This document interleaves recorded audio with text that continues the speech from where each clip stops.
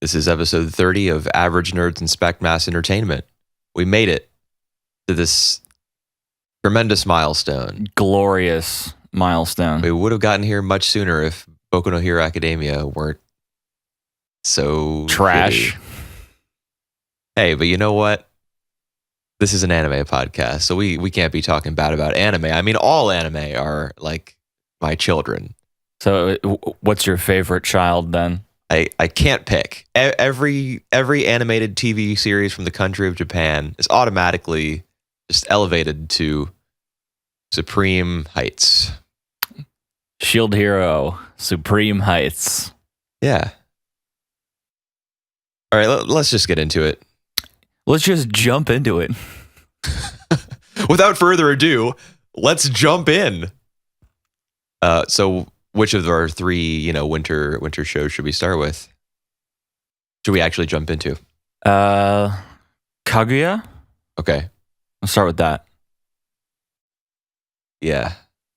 So first of all, did you see the ED? Yes. The ending theme with the dance? Yes, I did. Yeah. I watched the whole thing. The whole internet is like buzzing about it.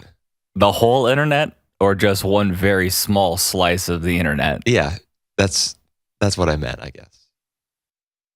How did you, as someone who does not watch a lot of anime, how did you feel about such a departure or such a display of scene? Fan service? Yeah, I suppose. I mean, it's supremely well animated. Is it though? I thought so.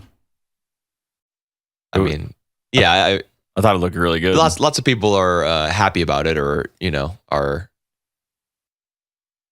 doing like fan art of her and posting, "Oh my god, it's the greatest." So yeah, I think a lot of people probably appreciate how it looks, but it was clearly like rotoscoped.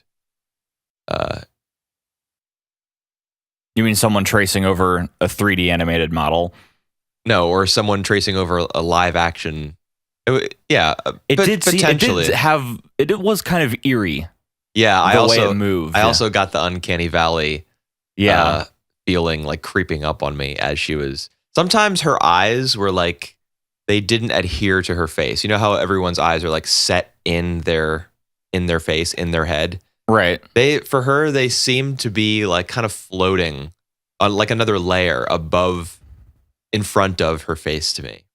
Yeah. At some points. So I think Fujiwara is cool. I like her character, and it makes sense because she's like a fun-loving kind of girl. I'm pretty sure you've done that with your dog. What? What are you talking? Oh yeah. We'll get to the actual episode in a second. Yeah. But I mean, although I do like that it displays different parts of Fujiwara's personality, like that she loves to dance, like she's a fun lover, and she also lets the insect go out the window, which is from a specific manga chapter. But I don't know. I just didn't have the same reaction to it that everybody else seemed to. My reaction was, what is this, and why did they put so much money into it? Because this could not have been cheap. I mean, we don't know what sort of animation techniques they used. I'm sure they wouldn't break the bank on this. We'll wait for the documentary on Netflix. Okay. Yeah, so it's true. Kaguya accuses her of, having sexual intercourse with her dog unknowingly.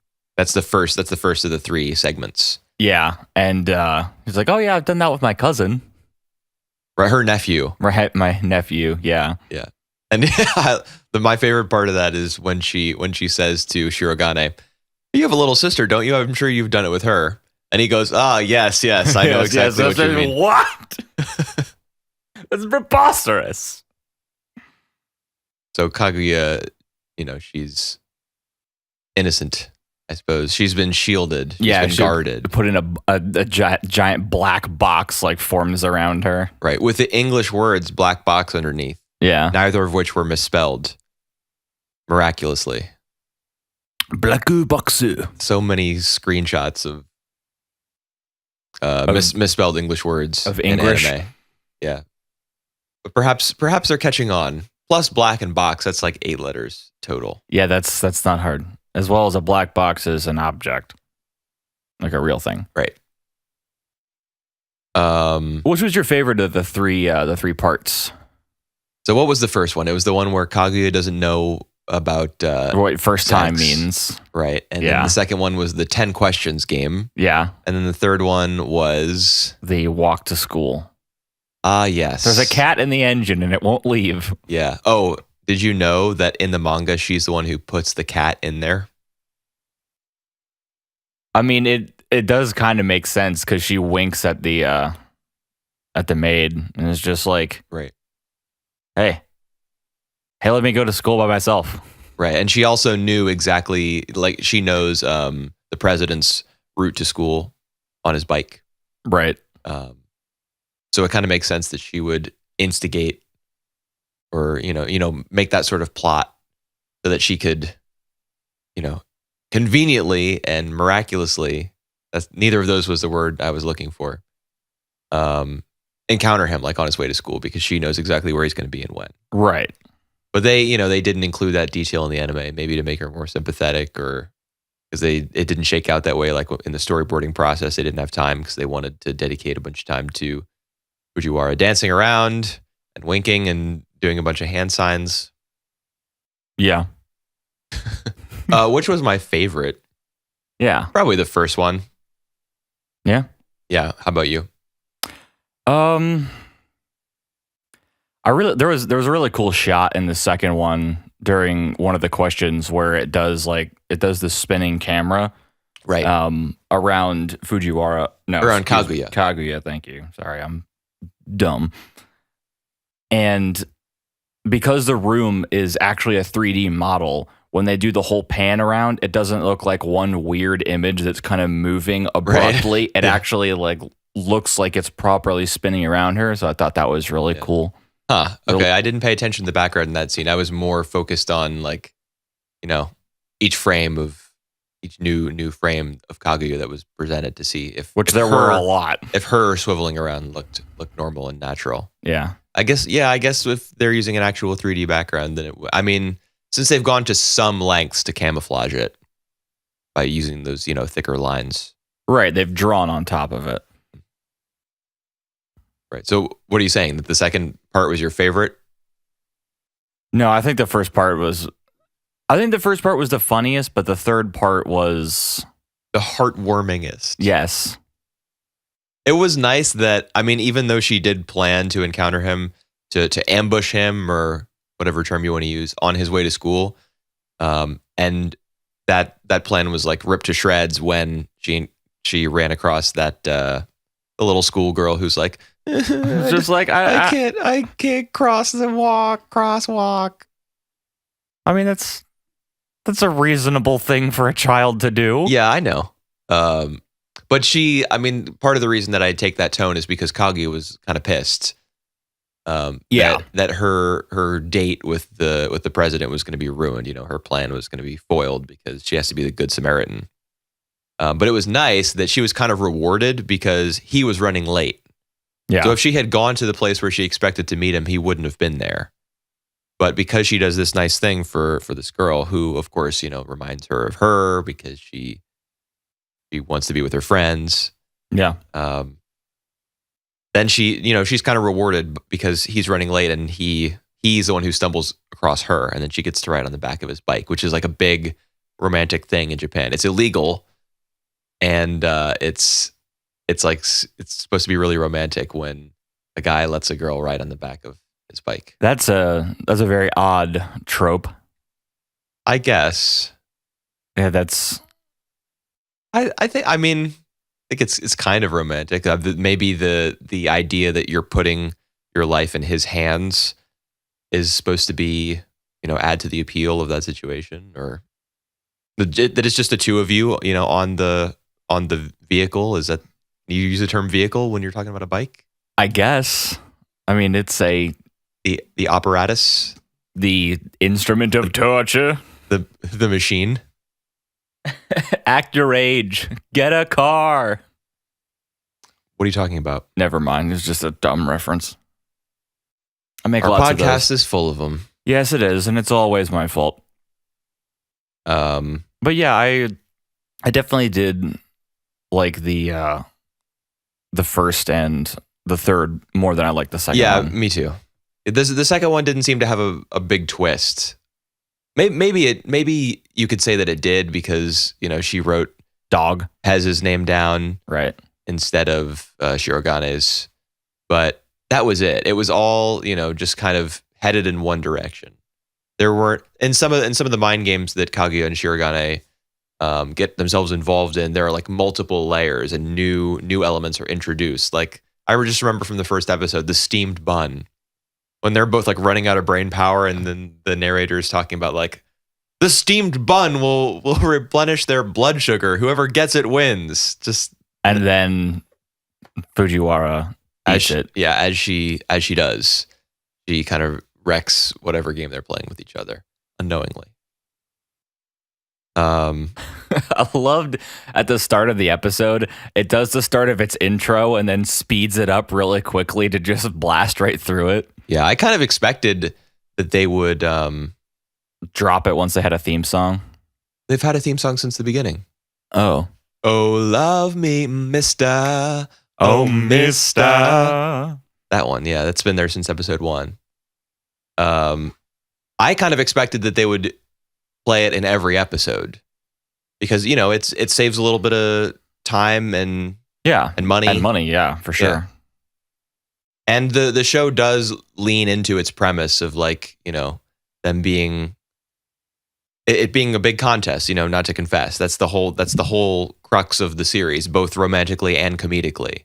So if they played that at the start of every episode, I wouldn't be too bothered by it, especially since they mix it up at the very beginning. It wasn't the same. It was the same scene, perhaps, but it wasn't like the same background color or the same angle of those two, the boy and the girl. I noticed it was different. Yeah, it looked different. So I was like, oh, okay, you know, they're playing around with it, but they played around with it even more than I expected them to. Yeah, and they fast forwarded through it.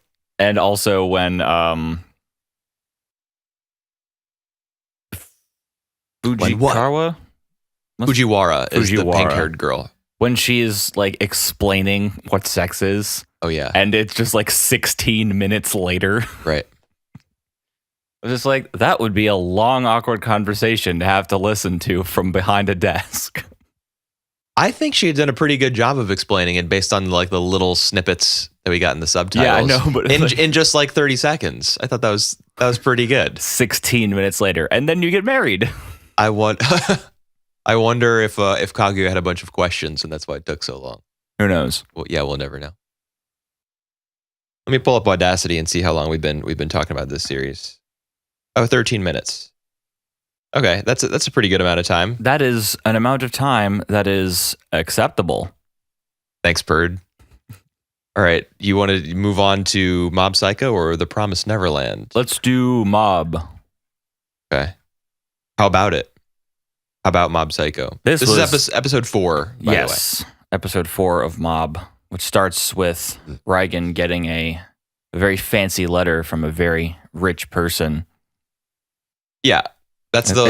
It's got like a wax seal and everything. Mm-hmm. So that is a sign of wealth if you seal your letters with wax. I think it's more a sign of like officiality. Is that a word? Officialness. Yeah, I didn't want to say officialness because I thought that sounded totally wrong. Right, because it probably is. But yeah, it's like fancy. Yeah, fancy and official. Anyways, that doesn't matter. And the guy has gold rings on his pinky and index fingers. Is there something symbolic to that? I don't know, man. He's just wealthy. It's another status symbol. Yeah. He's got rings on his fingers. He's got wax seals on his envelopes. He's got gold teeth.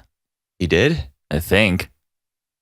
All right, well. Either way, rich dude. I'll take your word for it. He's like, I'll pay you $200 million, $500 million. I mean, the main point of this episode, I suppose, was to introduce Mogami. Right. The psychic from 40 years ago, I think. Who decided to turn himself into a vengeful spirit. Right, yeah. And who appears to be much more powerful than Mob currently. Yeah. I did not like Mogami. I didn't like the way his character was introduced or handled in this episode. Where it was just explained by Dimple. No, I thought that was fine, but his motivation is really eluding me. I don't understand why, now that he's this vengeful spirit, why he's doing any of the things he's doing. Why possess this girl? Why play these games in Mob's life? If he has all this power, I don't feel as though I know enough about him for these decisions that he's making to feel believable, or I just don't know who he is as a character. And for him to suddenly take such a stranglehold on the story, like erasing part of Mob's memory and taking away his powers and kind of hitting the reset button on the show temporarily. I just met him in this episode. I don't think it was handled too well. We should have learned about him at the start of this season if this was gonna happen. Right, it should have been a longer setup. Yeah, just for us to know about him, because he has a history with Dimple. That was the cold open for this episode, was Dimple when he was still like a buff guy with a green mask face, sort of. Yeah. And Mogami tries to absorb him because he needs a bunch of spiritual power, I guess, to execute his plan. He wants to absorb vengeful spirits to become one. Yeah. So if he has this history with Dimple, and Dimple's, like a fixture of the show, we could have learned about him earlier, and it wouldn't have felt like such a, I don't know, a left turn. I don't think they storyboard this show that far in advance, though.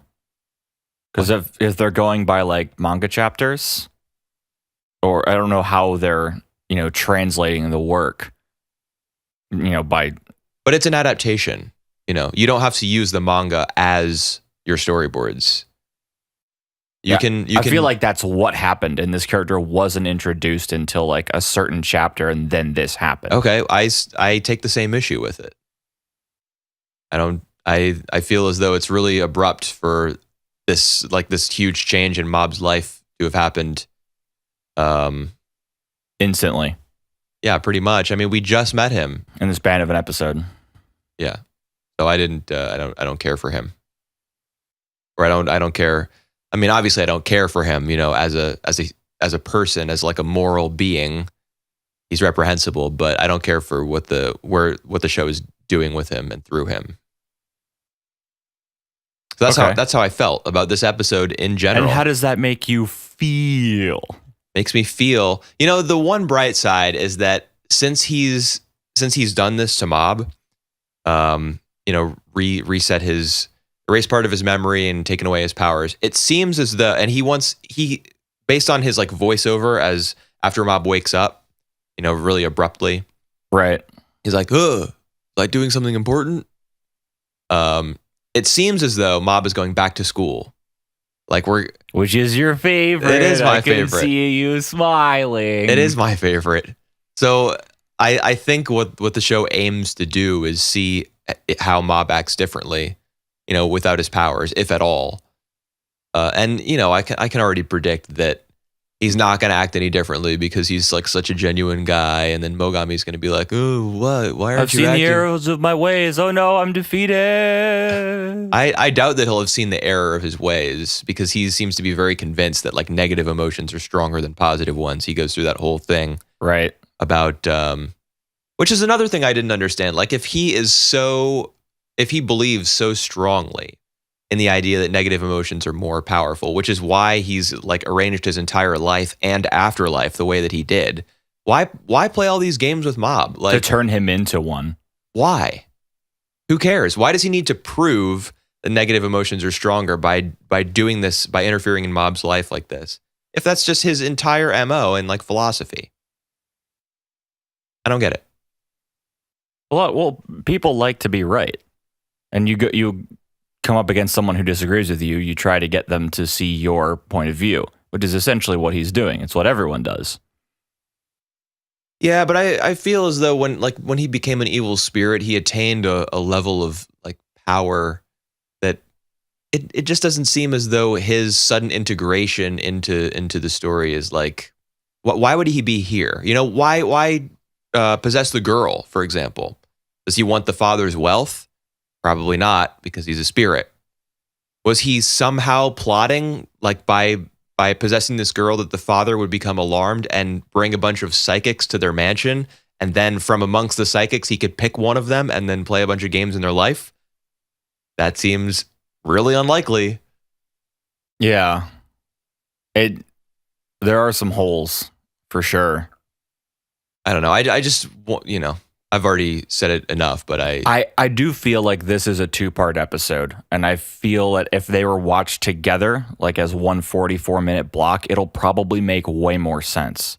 Because I feel like there's going to be a lot more backstory and voiceover during the second episode. Backstory for who? Mogami. Think so? Yeah. Don't we already know his whole story? He was a psychic who was popular. He left the public eye. He absorbed a bunch of spirits and then became one himself. That's his right. I mean, that's his biography. Yeah, we know why he became an evil spirit. No, we just know that he did. No, we know why. Why? Because he was ridiculously in debt and he was trying to take care of his mom who was dying. Yeah. And he did a bunch of really shady stuff, including killing people, and it just like broke his soul. That's and right. his mind to the point where he turned into what he is now. Okay, that's right. Okay. That's right. He had a sick mom. Got to make him sympathetic somehow. Anime staple. If your mom isn't sick, she's probably absent or dead. Yep. No living moms allowed. Or actually no parents, just... It's actually mostly fathers who are absent in anime. But, sometimes moms aren't there either. Sometimes they're dead. Poor Naruto. Or Nardo. Nardo? Yeah. Okay, so you think this is a 2-part episode. So what's the game plan for episode 5, the second part of this duology? Well, we see... I mean, obviously we're going to see what happens in Mob's life with powers. At school? At school, yay! Okay. Is he going to act any differently? I think so. And I think that Mogami is going to throw worse things at Mob. What do you mean than he normally does, because he's essentially like playing puppet master inside of Mob's mind right now. Okay, you think so? Yes. You think that like when Mob tried to invade the body and the mind of the girl who Mogami was possessing, that somehow that got reversed and now he's inside Mob's head? No, I think Mob is they're both essentially fighting over the same space, but Mogami is way more powerful because Mob hasn't hit 100 yet. Right. So he's almost there, but like obviously this whole journey inside Mob's mind, he's going to tick over to 100 and beat the bad guy. Because that's probably how this is going to go. Yeah, this is from the author of One Punch Man, who one punches things. So Mob Psycho just 100s things. He gives people ridiculous powers and then gives them some crippling social disability. Is what appears to be one's style of writing. I don't think that what's the main guy's dude? Saitama. Saitama. I don't think he has any sort of social disability, does he? He's just like really he's a bored. Weird dude. Yeah, he's weird, but that shows much more of a satire and a comedy, I think. So there's nothing really quote unquote wrong with him. He's just lacks motivation, maybe. Yeah. Mob is a little bit more complicated. Well, given his age, you might expect that. He's going through puberty and the horrors of middle school. He's not a mid-20s person who worked out so hard that he's bald. Yeah. And what is it? Everyone thinks they've figured out what Saitama's actual superpower is. It's being really strong and being able to punch people and stuff. It's not just that. It's that every piece of working out he does or every piece of exercise like adds. So there's no diminishing returns to him working out. So someone doing push-ups all day, there's a limit to how strong you're going to get. but it wasn't for him. It just keeps adding the same amount, like constantly. That's his superpower. That's his superpower. Okay. Anyway, that's anyways, yeah, I think, or at least I hope, that episode 2 will make this episode seem a little more concise. That's the wrong word. It's as concise as it's going to be. It's as long as it's going to be. Right, but I still feel like it's a 2-parter for some reason. I mean, besides the fact there's that a big cliffhanger. Yeah, but I mean, do you understand what I mean, though? Yeah. That the whole story isn't... I just kind of feel like the damage has been done. Yeah. But, perhaps it's not fair of me to pass that judgment with the second part of a, perhaps a 2-parter coming up. And plus, he's going to go back to school where he belongs. Go back to school where he belongs. But plenty of people at school know about his powers, right? Or not plenty. There's the girl whose novel, whose writing he put back together. Right. Then didn't the girl from the lazy do nothing video game club, didn't she learn in the first episode that he was a psychic? Yeah. Something. I think so. His crush, like the school idol, knows. His brother knows. The newspaper person knows. The newspaper girl, her, whose name I forget. So hers with like an O, I think. Yeah. So I mean, maybe they'll treat him differently when they learn that he has no powers, and as a result, he might like act differently and feel differently because or maybe the world will be altered to where nobody even remembers that he ever had them. No, that's definitely not the case. This psychic guy is not. He's not altering the entire Earth. He's in Mob's head. He didn't change the fabric of reality. No, but I feel like this is just like a dream state or something for him. No, I don't think so. That's part of why I'm like, I feel so weird about this episode, is that like a reset button of sorts has been hit. Just for now. So things will go back to normal, I'm sure. I think it's a fugue state that they're like still in limbo. Inside that girl's body or mind? Mm-hmm. I think the whole day Mob's about to have is a construct created by Mogami. Maybe. It's kind of interesting. Because he does, wake up in his bed like very suddenly. Okay, well, perhaps, we'll just have to wait and see. Wait till we can see. Any other thoughts about this episode? I mean, we covered pretty much everything. Although I do find it funny that Reigen was the only person who was able to tell that there was actually a spirit inside the girl. Everyone else is like, nah, there's nothing there. And Reigen's like, yeah, but her whole testimony just like falls apart because he knows people so well, because he knows how to grift them. Right. So he's like, yeah, this is... Not only does he know how to grift people, he also knows a super secret hidden technique where he knees somebody in the stomach and expels the evil spirit from their body. As well as he's capable of defeating 100 people at rock, paper, scissors at the exact same time. Right. Yeah, he's... I don't know why he's in this business if he has such amazing physical skills and like people skills, social skills. Why do this? That's a good question. Maybe there's more to the man than we realize. That's doubtless the case. Are you ready to discuss the Promised Neverland? Let's discuss the Neverland that has been promised. Let's discuss the hell out of it, dude.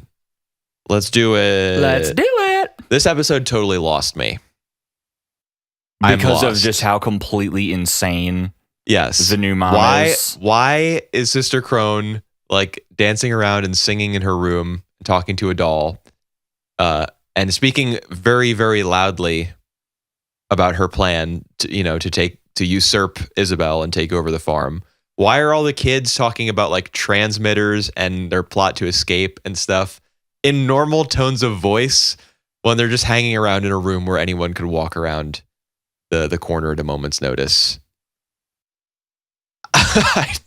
Because it's an anime.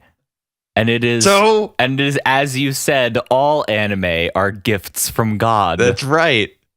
So they should all be perfect. And this one's not. It's not perfect. They did the stopwatch thing again, but it was not as cool this time.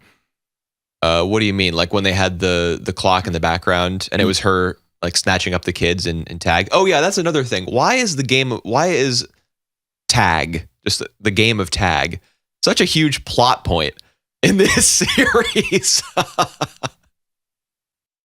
I mean, I understand why. I watched the episode. I've seen all 3 so far, but it's just kind of weird, dude. Like, so the setup is we got a bunch of demons.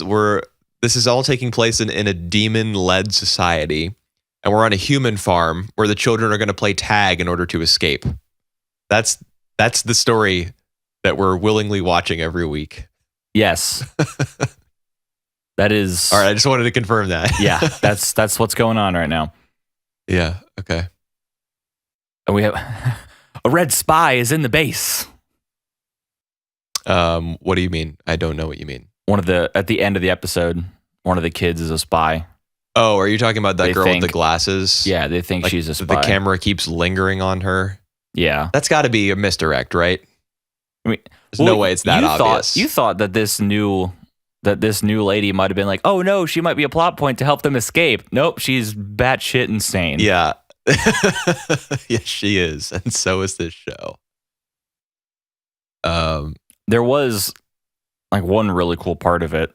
Like we learned like that there are like I'm less interested in the kids than I am in the world that they inhabit. What, the demon world? Yeah.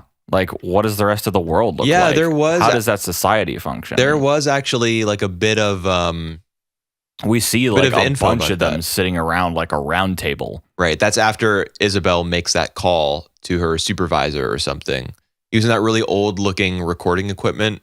It reminded me of a TV show called The Americans, which is about Russian spies in America during the Cold War. They used like the same machine. Yeah, the reel-to-reel tapes. Yeah. So I thought that was kind of a neat decision to use that to record your voice and then send it. But apparently it wasn't just a recording that she was sending, because somebody named Grandma gets on the line, or grandmother. You know, if she's mama, then grandma comes on, and I forget what she says actually. What does grandma say? Grandma's being like, you better make sure you do this because this isn't for just random customers. This is for like. Yeah, and she says the name, some kind of name. I forget the demon's name, not alien, but demon. Right. But there's some sort of location or event or something called Titari.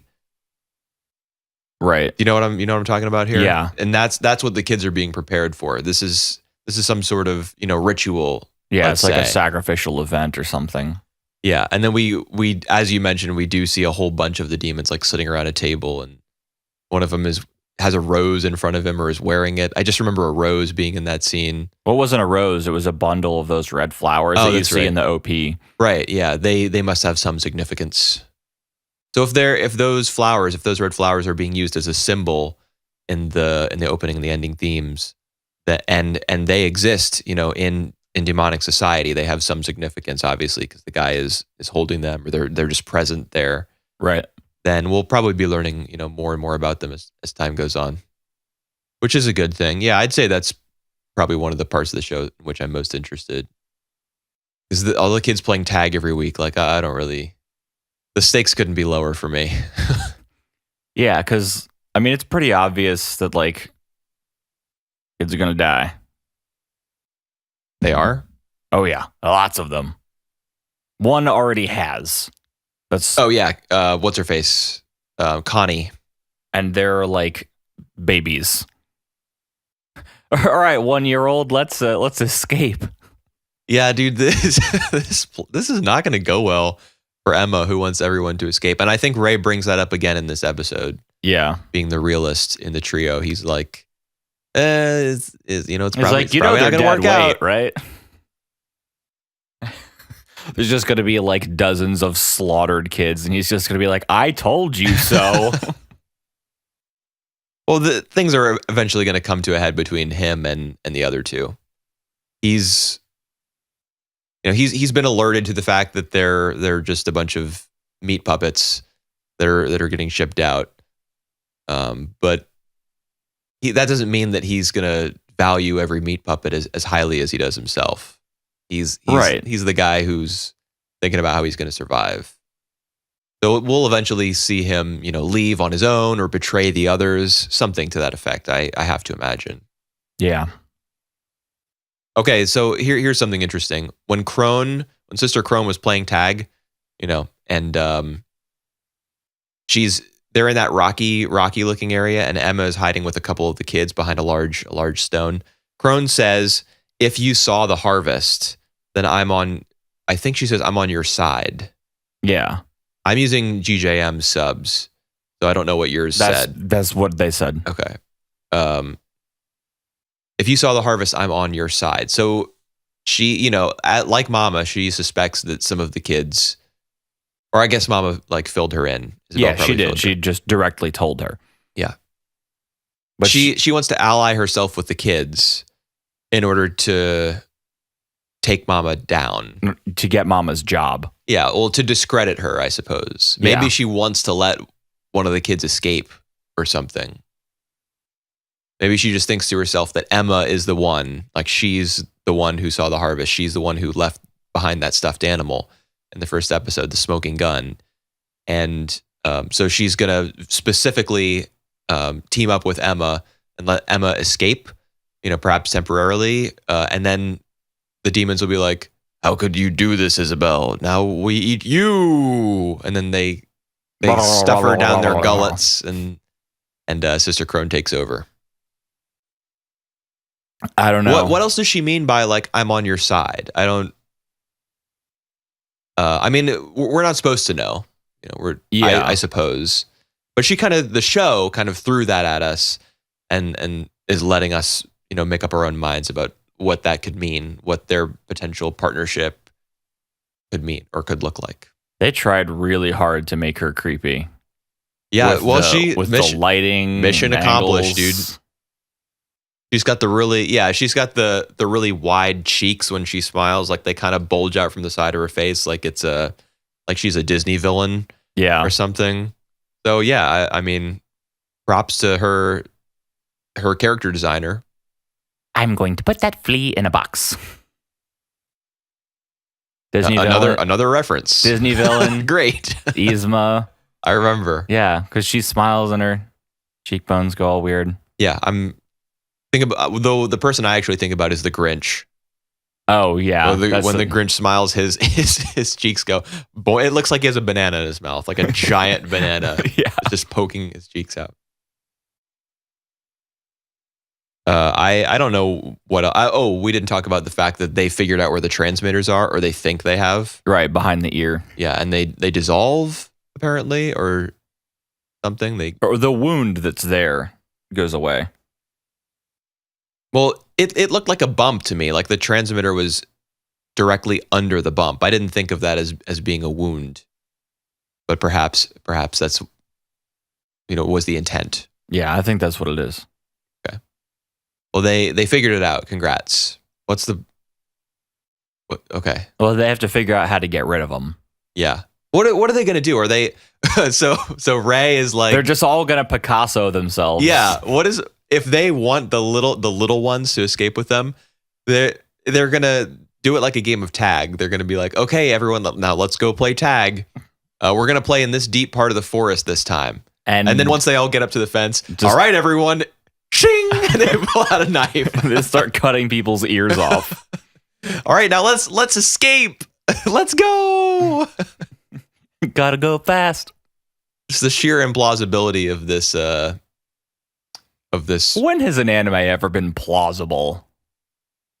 Ever. Kaguya-sama is much more plausible than this. Is it though? Yes. I guess. It's just a bunch of people hanging out in a council room. And hanging out. Oh, I gotta stop at the references. It's bad. There's nothing about this series that really makes sense. That is, yeah. I mean, I understand the story. But I don't believe it. It's a good way to put it. Probably because the characters are talking about their plans like really loudly when they know that Isabella's on to them. There's just not enough stealthiness, maybe, or just in the direction of the series in general. Apart from Crone, who is like creepy as hell. But even her creepiness is like so overblown. I just don't cartoonish. I don't feel a lot of tension. I did like at the end when Emma like kind of freaks out, how the sound went like it got really claustrophobic and it felt like things were closing in on you. I thought that was really cool. Okay, I did not take note of that. That's a good bit of sound design. Yeah, it was. So I like that a lot. I mean, Sister Crone, did she? I can't remember. Did she end up capturing Emma? Yes. Yeah, okay. But she couldn't get Ray and Norman. Yeah. So this is the power of perfect scorers. The hyperdrive has gone into overdrive. Yeah, but that was a hilarious mistranslation, or just like a bad one. This was like she just is amazed by the fact that these kids have scored perfectly. What does the scouter say about their test scores? They're perfect. Ah! So this is the power of perfect scores. Dude. She like cannot figure out how he got up on that cliff. That's going to be the intro for next week. What? The power of perfect scorers. They can't be beaten. Also, I thought the show looked kind of gross. It has every week. Like this is the first time that I've like really taken notice of it. They had all those kids running across that log, and I was like, I can count the frames here. Dude, it's just like that's 1, 2, that's the 3. scene that you take issue with. That required a tremendous amount of effort. It's not going to look perfect. That was the first one I noticed. But then, like, all the scenes with the sister running and that looked fine. It was okay. It looked, kind of halting and stylized, like movement looks in anime. It's the backgrounds that are just like shit ugly. They're awful. Maybe they'll get better when they leave. I mean, I can't see them leaving. I can see Ray leaving on his own in these 13 episodes or 12, however many there are. But you don't see the rest of them leaving. No, because it's not possible. They're a bunch of small children. By all of them, I meant the main three. I didn't mean like they actually get all the. No, I think Emma out. and Norman will stay, and Ray will go. That's what I see happening. Plot twist: everyone dies. Everyone dies. They'll get harvested. The forest is carpet bombed. The end. Yikes. Yikes. Who knows what'll happen? Yeah, we'll just have to keep watching to find out. Tune in next week, everybody. Oh, wait, we still have to talk about Baccano. Yes, we do. Any last notes, points, bits of intrigue about Neverland that you'd like to mention? Speak now or I think next week. The show would be more interesting if we reversed the perspectives that we were viewing it from. What do you mean? If we saw things from Mama's perspective? Mm-hmm. No. I think so. No, because that'd be so bizarre. But then we don't get the twist of it's actually demons who are living outside the farm. She already knows that. No, you could do that. You could have it from her perspective, taking care of them, and then you see the deal go down. The twist is still there, but now you're following like an evil character who's trying to who doesn't know which kids are bad and doesn't have like proper surveillance equipment and has to bring in outside help that's being malicious to her and could possibly try to usurp her. That's kind of interesting. The show is more interesting if you flip the perspective. Yeah, maybe. You know what would be really funny if they told it from the perspective of like a demon in middle management? Like the guy do you remember the two demons who were like, oh no, we can't, in the first episode. It's like, we can't sample that. Yeah, we can't sample that. That's for the important people. What if it were told from their point of view? Like a couple of middle managers. It's Office Demon Space, World. but it's from demons that ship children. Yeah, I would rather watch that, to be honest. That could be interesting. That's the prequel that's going to be coming out next year in Shonen Jump. I mean, they're desperate for big hits because, well, I don't know how desperate they are exactly, but One Piece will end eventually. Naruto's done. So they're always looking for the next big thing. Is Boruto a manga or? Yeah, okay. I think it runs in Jump, but it's not as popular as Naruto. I didn't think it would be. I'm sure it still does fine for them though, because I mean, brand recognition. That reminds me of a thing I know. Jump Force comes out in February. What is that? It's a fighting game with characters from all of Shonen Jump's. Oh, I've played one of those, like on the DS. Is there going to be another one? Oh, this is coming out for like all major consoles and stuff. Damn. Maybe trying to compete, trying to like steal some of the market from Dragon Ball Z fighters. I mean, like there's people from Dragon Ball Z in it. Yeah, Goku versus Saitama you can do if you wanted to. Tremendous. That's just tremendous. Just so good. All right, let's move on. Yeah, let's talk about the least confusing show that we're watching. I actually thought these episodes were much more readable than the first two. Really? I disagree. Seriously? Yes. Okay, well let me scroll down here a bit. Okay, so I guess I'll just move ahead to episode 4 real quick since this is the topic we found ourselves on. Episode 4 was like all about Lad Russo. Yeah. So the fact that it focused, well, not entirely, but almost the entire first half of the episode was like all about him. Yeah, setting him up as a psychopath. Yeah. The fact that it would focus on one character it was about 9 minutes, actually. Yeah, if the show spends so much time focusing on one character and letting you know a little bit about his backstory, like which of the families he works for and what his job is, he's technically an assassin, even though he just kills whomever he wants whenever he feels like it. Right. And what we understand now, what he's doing on the train, he's going after the senator's wife, but first he's going to have his fun. We learn so much about him that kind of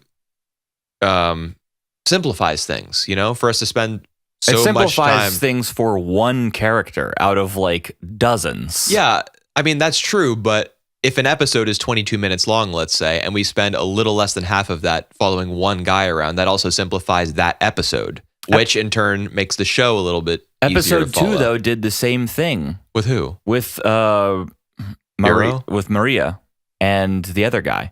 Miria and Isaac. Miria and Isaac. We spent so much time with them in episode 2. Well, episode 2 was easier to follow than episode 1, I thought. And it's the same here. Episode 4, I was just cruising, man. I mean, I actually don't like Lad very much as a character because he's just a walking murder plot device. Yeah, he's a walking murder simulator. Yeah. Except it's real. We know he loses his arm.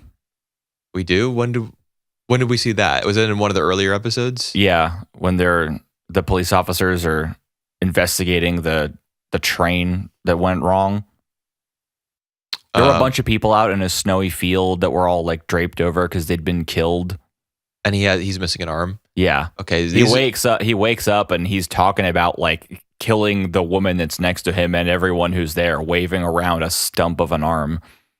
It's literally just like bones with flesh like kind of sticking onto it. Man, this if you don't watch this entire show in one go, it probably doesn't make any sense. You just tend to forget things, or at least I do. So I didn't remember that. But I mean, I'm glad he loses an arm because he's an asshole. So if that happens, he's probably not immortal then. I mean, maybe as soon as the camera cuts away from him, it comes back. It reassembles itself as we've seen people reassemble themselves after death so many times in the show. The reason I say that though is it's pretty evident that the Immortals are all in New York and Lad's from Chicago. Yeah, that's right. Chicago 10 months earlier or 10 days earlier. That's the flashback. 10 hours. Oh, it's hours. That's right. Yeah. But isn't the 10 hours earlier flashback, doesn't it flash immediately to Miria and Isaac? before moving to Lad, or does it go straight to Lad? I think There's it discussion goes with the dad of the family. I think it goes straight to Lad. Okay. Yeah, that's true. He's from Chicago. So, I mean, we can probably figure out how everyone became immortal. We know about Right. at the end of episode 4, we seem to be talking mostly about episode 4 so far, but at the end, and I think even in episode 3 too. Is it in episode 3 where we meet what's his face? Barnes? Yes. That's right, because we see the two guys who were doing the trick with the glove on fire. Mm-hmm. What are their names? And I love how each episode is titled, by the way, after something small that occurs in each episode, but actually has much greater consequences than you would imagine. Yeah. That's the sort of thing you can do when your story is told non-linearly, and everything kind of one event bleeds into the next in ways that you, as a viewer, you don't totally understand yet, but I mean, the thing with, what were their names? Randy and Pecho, that was pretty straightforward. They're both like, they're entertaining people at a party or something they're like planning that. to. Right. They're like bumbling idiots. Yeah, and one of them is just like, no, you can't do that with a cloth glove. And then they just set the whole place on fire and run away. Right, and then immediately the fire ruins Barnes' plans. Stock of perfected immortality drank. Right. It looks like he takes only 2 bottles and puts them in that box of it's just a box. Something. Well, it has a bunch of stuff in it, like sand, maybe. Yeah, that's to keep them from moving around. Yeah, so they don't break. And then we get that entire thing with Dallas. Did you make the connection that Dallas was the punk in the red jacket who accosts Barnes? Kind of like kicks him around. No, I didn't make that. That's Dallas, and it's the same Dallas whose little sister Is looking for him. Yes, in 1932. Yeah. Well, no, not quite. 1932 is when we see them like at the harbor, waiting to see if his body will be dredged up. But I think it's in 1931 that they actually go to the information broker. Right. Which happens to be the newspaper that the guy at the beginning is from. Yeah. So the newspaper, I think, is just a front for their information brokering services. He's the shadow broker. 'Cause they're like extorting hundreds of bucks out of somebody whenever they want to know anything, and they're all armed to the teeth. They're strapped up. I thought that scene was really cool. Where the 2 gangsters from the what's their family? I forget. Did you already know? They're from, I think they were Runtoras. Runaradas. Excuse me. Something like that. Is that the same family that employs the really gruff voiced guy who was told to find somebody and kill him? Is it Dallas who they're supposed to kill? I think it might have been. I don't know, because they don't mention his name. They just show a picture. Are you sure they don't mention his name in one of the first 2 episodes? I know they showed the picture because we see in like the previously on Baccano segment that kind of interrupts the credits. You know what I'm talking about? Did you watch the credits? No, I don't.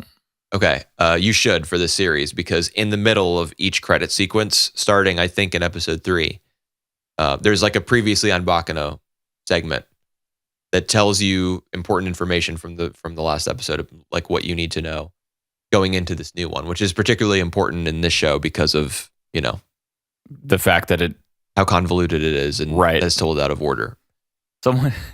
I mentioned this last time, but I really want to watch this show like chronologically and see if it makes any sense. Right, the fan edit. I don't think any such thing exists, but I can make it myself. You could just read the light novels. I'm sure they're available online for free. You just find a torrent. Gag me with a spoon. Yeah, dude. Reading sucks. LOL. Let's watch anime. Reading is the worst. Let's watch God's gift to animation. Mm-hmm. With subtitles at the bottom. It barely even feels like reading when we have beautiful anime eyes and mouths flapping in front of our faces. It's true. Well, I feel like with this show we talk so much about or trying to figure out what's happened. Yeah. So you liked episode 4 better because no, I wouldn't say that I liked it better. I just thought it was easier to follow. Okay. That's why I said I was cruising. So you liked episode 3 more. I don't, dude. I'm gonna have to turn my head and look at what I wrote down about episode 3 to remember. Yeah, that's fine. I mean, I definitely recall that the 2 episodes had a lot of shared events. Well, I think this whole show is centered around this train. Yeah. Like everything that goes before and after and during is all because of this train. Well, Obviously. Things that happened before they got on the train can't have happened because of the train. Because it happened later. Well, see what I'm saying? Yeah. I'm just wondering when we're going to go back to this ship with the pentagram in it. Right. 1711. Yeah. Well, we met a character, and this is something I was. Yeah. He was 200 years old. Yes. He was one of the 3. Like this immortality cult. What did they call him? Quates. Quates, I think, was his name. The guy who was 200 years old, who was being driven around by Ennis. Right. Who meets Firo and loses a button, and then he finds the button. Blah blah blah.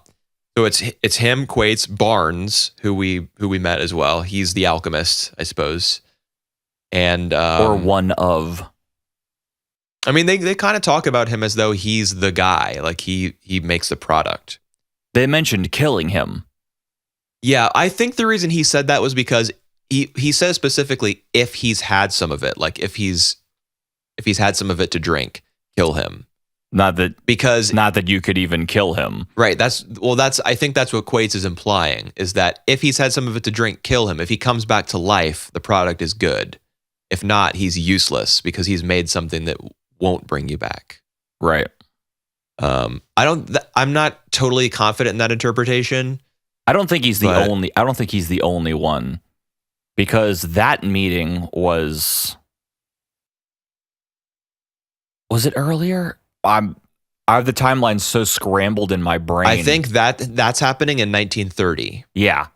That's what I thought too. Because Dallas is still alive at that point. At the same time that Barnes is supposed to be coming to that meeting, he's instead being beaten up by Dallas. And if this has to be happening in 1930 then, because that's when Dallas is still alive and like his whereabouts are known.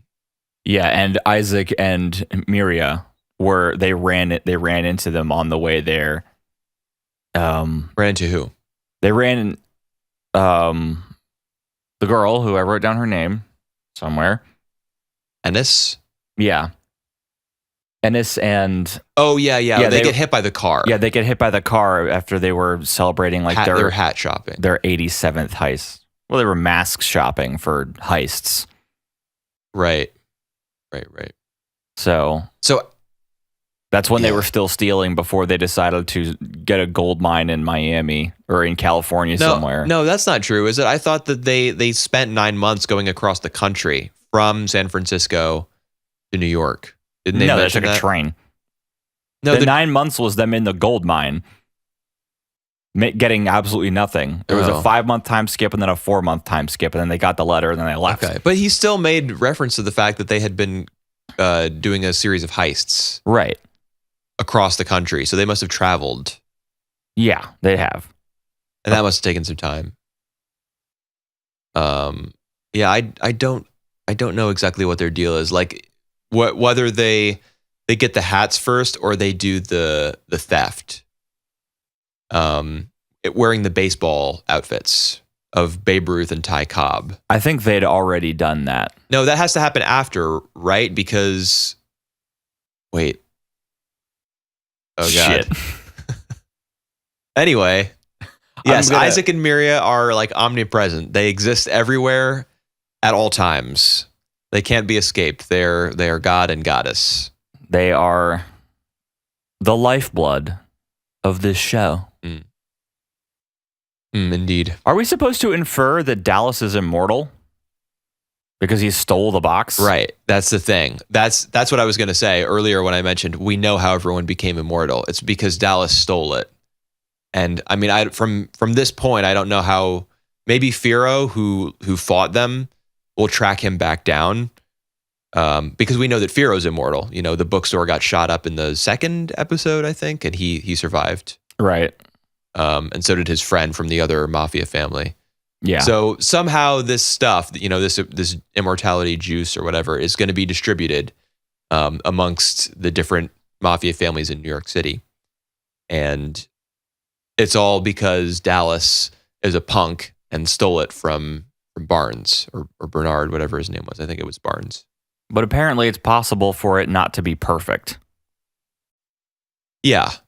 It can be impure and you can still actually die. Yeah, I guess so. Because what's his face? The third member of the immortality cult is dead. You know. Yeah, they mentioned they say he died a year earlier, and the guy's like, "Oh, what a shame! If only he, we had a better product." Blah blah blah.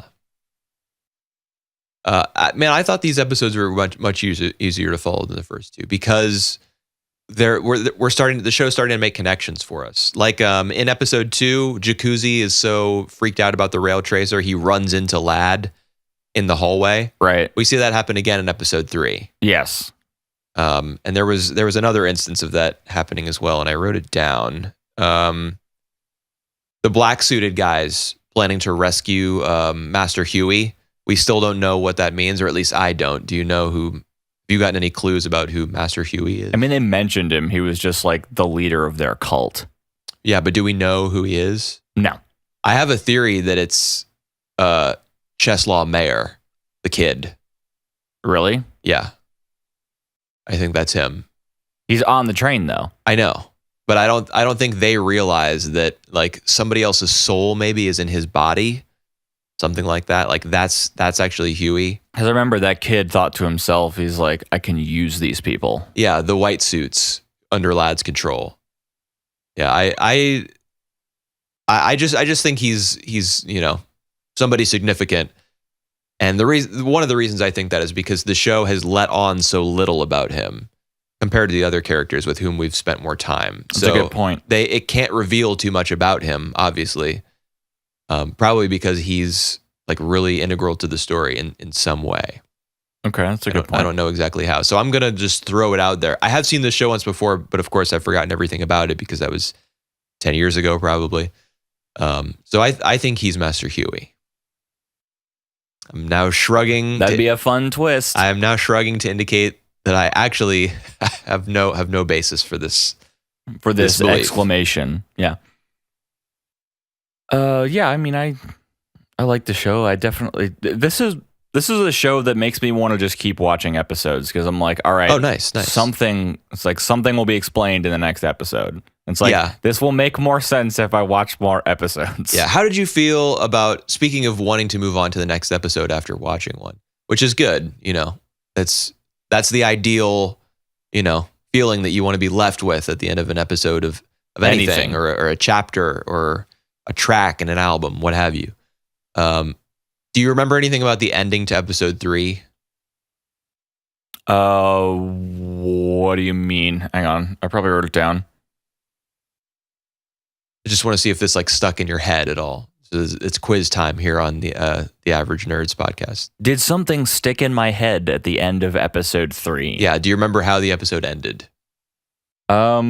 Specifically, there was a bit of music that you might remember. No.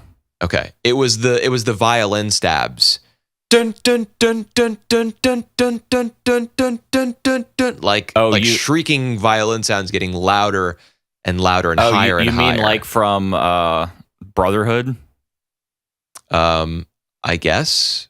I kind of know what you're talking about. Whenever there was a tense moment, there was music almost exactly like that in Brotherhood. Yeah. I feel like in this show it works really well because it flashes through 4 or 5 different story or different characters or different moments, even different locations, all as the tension is rising in each of them. And it's the violin like hammering away in the background that kind of ties it all together. And that's what happened at the end of episode 3. So I was just like curious if you remembered that, because that like seeing that would definitely make me want to watch the next one. Like what the hell is going to happen? Of course we don't find out, right? Because this is Baccano, but it's all very tense and involving. So I thought that was a nice device, I guess, for the show to use. Yeah, I thought Episode 4 ended on a larger cliffhanger than 3 did, though, because 4 stuck with me more. Well, okay. How so? Why? Because Jacuzzi gets to the front of the train car or gets to the front of the train and everyone's dead. Doesn't he only see one body? No, there were 2 people dead. Okay. But then which is weird because we saw in an earlier episode him with a gun to his head. Who? Jacuzzi. From like the conductor of the train. Oh, well, I mean, this show is full of people who die and come back to life. So you can't rule anything out. Right. And then there was also that like weird apparition on the outside of the train. The rail tracer. Yeah, that was creepy with the red eyes and the bloody handprint on the wall. Yeah. Yep. Was that the girl that slipped out of the window? That was my thought as well. Yeah. Yep. And then we also saw for the first time the girl that was floating away on the suitcase during episode 1.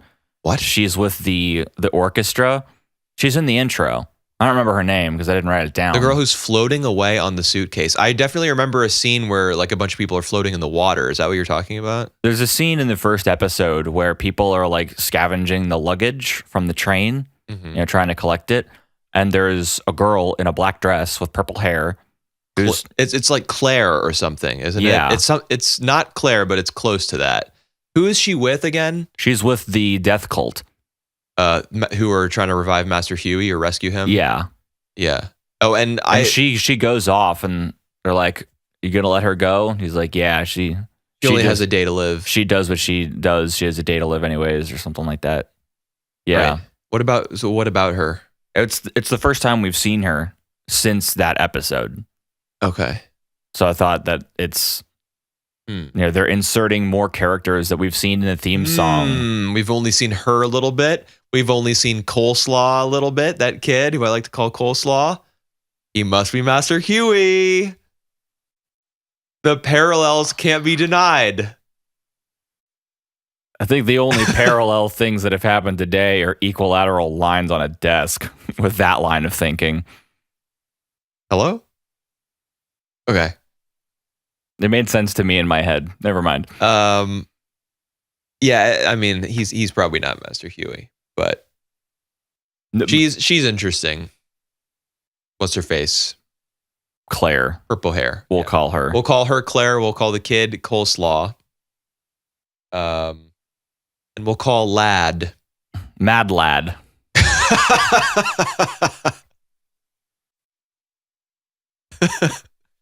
Yeah, for me, like honestly, I don't really like when anime does the whole, "Oh, this guy is a totally crazy killer." I've always hated that because I don't know, they're just like walking murder devices, and their personality is just so, his in particular, when he's like beating the guy to death and he's like, it's just like, and he's skipping down the hallway when he hears that there are guns somewhere on the train, like there's some gunfight is broken out. It's I'm trying to think of a fancy word to use, and like, but it's just overblown. Well, it's just one note. There's one, he has no off switch, you know. And he doesn't have a dial either. It's just on or off, and it's always on. He walks into his uncle's office, kills 2 people. Yeah, when that happened, I was like, whatever. Even I can recognize when people have done good things for me. I wasn't gonna kill you. Well, I just thought of the word I want to use. He's boring. He's boring to me because I don't know. There's just none of the nuance or complexity that comes with being a human being. One of the characters in one of these episodes, I think, no, it was in Mob Psycho. What's his face? Whose name starts with an M? Who I was complaining about? I don't remember his name. I didn't write it down. Let me scroll up. It's like Master Sushi. Mogami. That's right. He says to Mob, the thing that sets humans apart is like the richness of their emotions. You know, and then he goes on his whole spiel about there's the positive and negative emotions, which ones you think are stronger, etc. Yeah. But I mean, that's true. You know, that humans do have a large capacity for emotion. Yeah, exactly. But Lad doesn't. You know, to me, that makes him boring because he's just the killer guy, you know? So that's just a personal thing, though. I'm sure. No, I agree with you on that. I definitely think that his character it serves a purpose in the story, but I guess. Well, it has to because he's in the story. Well, sure, but I wonder if you could. I mean, Baccano's the worst possible show for me to speculate about this, but I wonder if you could just tell the story without him. You know, his purpose is to throw the train into chaos. With as many moving parts and as many different parties are on board the train as there are, you could achieve something similar with him being absent. Maybe you wouldn't get a guy's face beaten in so badly that it ends up purple. Yeah, that he dies by the time he's done. But I mean, you can see in that scene where it's a bunch of people from the death cult, and then one of Lad's dudes in the white suit holding the guns out on either side of him. And then one of the guys from Nice's crew with the knife, who's just like, sorry about that, folks, and just backs out and leaves. I mean, that is proof of the fact that there are enough groups or parties on the train that are up to no good, that you can instigate some trouble as the author, or, the teller of the story, without Lad being, just like a pants-on head, retarded psychopath. Well, the guy in the white suit from Lad's crew wouldn't have been there if Lad wasn't there. I guess that's true. So, but you could still have. Well, yeah. I don't know. It's just a personal thing. I don't like him very much. But he's going to lose an arm, so I'll await that day with bated breath for him to get his comeuppance. Hopefully he doesn't drink the immortality juice and get his hand back before then. Yeah. I want to kill everyone in this world so that then I can kill you, my darling, sweet. Dialogue like that is just whatever. The worst. Yeah, but he will certainly add a little spice to the show as it goes on. So hopefully that'll be for the better. Okay. Let's check and see what time we're looking at. 1 hour and 12 minutes as of right now. That seems like as good a point as any to say goodbye to our listeners for today, unless you'd like to deliver any closing thoughts on Baccano or just anything at all. Anything in life. What's on your mind, Grunchler? Aren't we supposed to rate these shows? Oh yeah, let's do that really fast. What was your favorite? What was my favorite? Out of all of them, probably Baccano. Well, let's just put Baccano to the side. Mob Psycho, Kaguya, Promised Neverland. I think Kaguya. Me too. Is my favorite. How about least favorite? Neverland. Okay, same. And then Mob Psycho in the middle. Yep. Mob come in the middle. Doo-doo-doo-doo-doo. That's the Friends that theme. Actually has anime in the not Mob Psycho. Malcolm in the Middle has anime in its theme song. Really? Yeah. It goes, yes, no, maybe. I don't know. And then when it says, can you repeat the question? It's a shot of a TV and an anime guy on TV is mouthing the words, can you repeat the question? No, I didn't know that. I think. Life's so unfair. That's been your bit of live action Western television trivia for today. Not that it will have any use in your life. What are you talking about? All anime is perfect. Even that little clip. Yes. If there's anything we learned today, it's that. Are we done? I think we have reached the point in the podcast where we depart. Okay, bye everybody.